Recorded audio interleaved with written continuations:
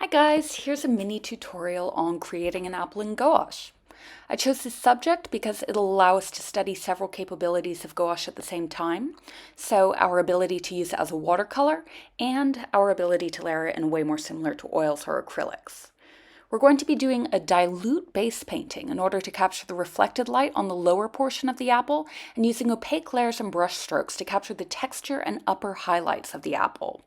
Remember that even when layering, gouache will adopt elements of the color of the lower layers, so we do want to be careful to leave highlights relatively clear of base paint, even if we intend to paint with white over them later.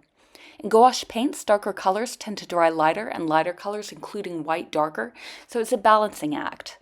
That being said, so long as it's only used in moderation, you can cheat the system by adding some acrylic white to your highlights if you find your gouache white highlights aren't bright enough at the end of the painting. So here is our reference. I recommend watching the tutorial, then returning to this image, pausing here, and working from the reference directly in your painting. Just a few notes on terminology. When I refer to reflected light, I'm referring to the areas that light is reflected in the shade on the lower half of the apple. The highlights are those whiter areas on the top of the apple. So to begin with, you may wish to do a sketch of the apple or just start painting directly. And what I'm doing here is I'm mixing together three colors that I'm going to dilute. A muddy blue, muddy red, and muddy yellow. I'm using the same mixing brush for each. And then diluting these colors with water, I'm creating a base painting for the apple that's following the reflected light on the lower half. So essentially I'm putting down layers that are going to be visible only later when I pick up the heavier, more saturated layers.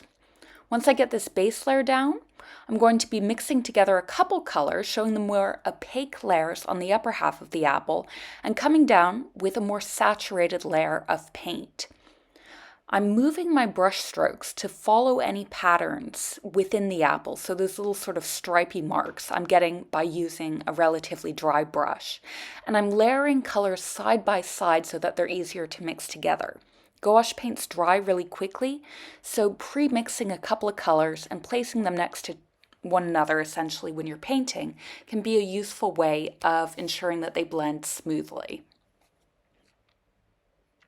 As I move along, I'm adjusting the colors, and it's important to note again that your colors are going to change based on what layers are underneath them, so you might need to adjust them.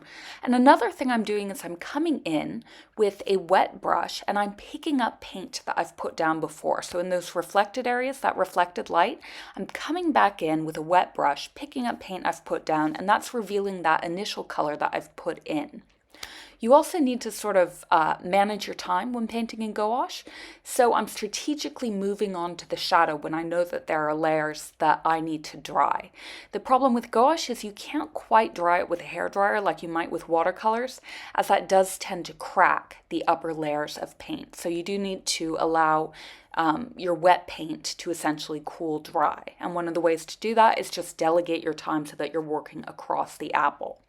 To get those little kind of stippling marks over the apple, those little like white specks, I'm coming in with a wet, narrow brush and picking up some of the paint I've already put down in spots. And then I'm just working across the apple, essentially, building in more color into those highlights and building in more saturated color in the areas that I can see it within the reference.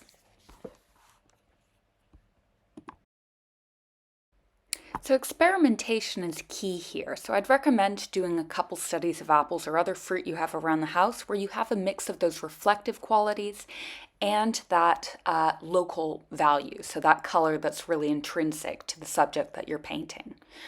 So thank you for watching, happy painting, and I'm just going to put up at the very end the reference again so you can work from that directly. Okay, bye.